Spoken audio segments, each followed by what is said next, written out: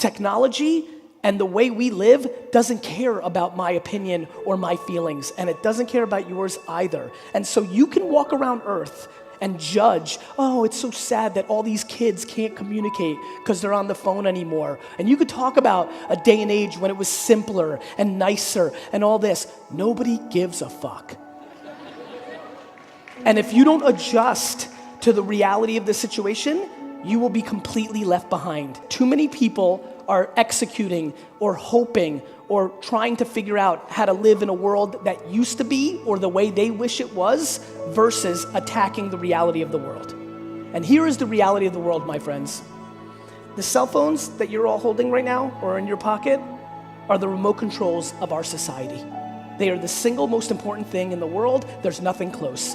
Whatever you want to happen in life, you first need somebody's attention, and then you need to tell them about it. It was called the newspaper, the television, and the radio. Now it's called a blog, a vlog, or a podcast. It's the same thing. Nothing's changed except one thing. Your attention is moving to a new place and leaving an old place. I'm making this very simple, very black and white, very fucking basic.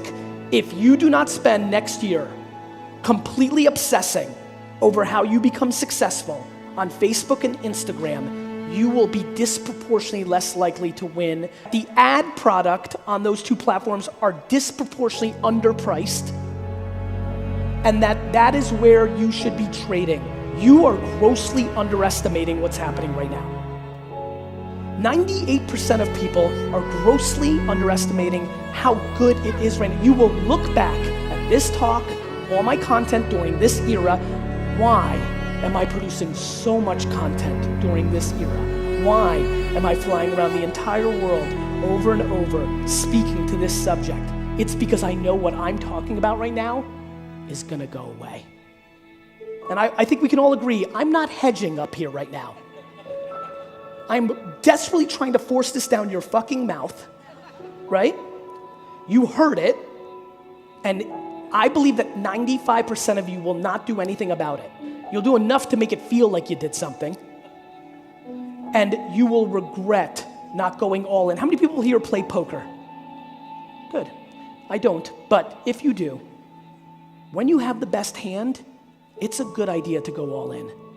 I'm a great entrepreneur, but I think I'm even better at consumer behavior and psychology.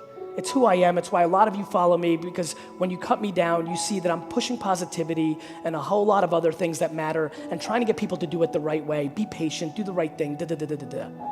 The thing that people have not wrapped their head around is that this takes a lot of work, like a lot. If you want to make $100,000 a year and like doing it, and it's on your terms, and it's your life, it takes a lot of work. And it takes a lot of smart work. You've never met anybody in your life who hasn't worked their face off for a long time that's built something significant.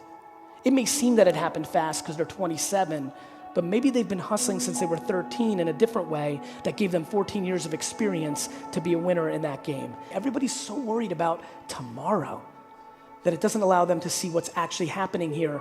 And that's why I always recommend people spending time with older people, retirement home.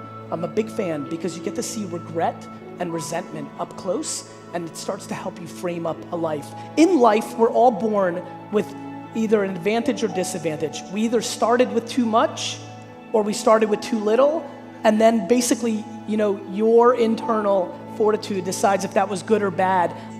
Listen, man, to be very honest with you, I'll give you the answer. You have no choice. That's how. What's the alternative? When you have a setback, what are you gonna sit there and say, it was your granddad and your dad? I mean, that's not true. It's why you have so many wins, right? So just practice. I just kept practicing blaming myself for everything. Now I just default into it. I think you just have no choice, brother. Do this. Listen, I'll leave you guys with this. Doing anything that doesn't ring true down your entire operating system and soul because you think you need to do it based on somebody's advice that you admire or because you have short-term pain in your life is never going to work. It has never worked. It doesn't work. And it's just better to wrap your head around enjoying the short-term pain. And I mean that. Like the process, listen, the Rocky movies that are good is when it's shitty, not when he's in the fancy mansion.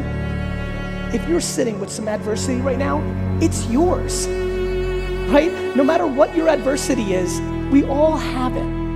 And so, please wrap your head around what we're actually doing here. And more importantly, if you were smart enough to be here today, and I mean this, the fact that you came here today puts you so far ahead of everybody else, and I hate knowing for a fact that so many of you are gonna give up your advantage because you like hearing me say it, and you like the way it feels, but then you leave and you don't do anything about it.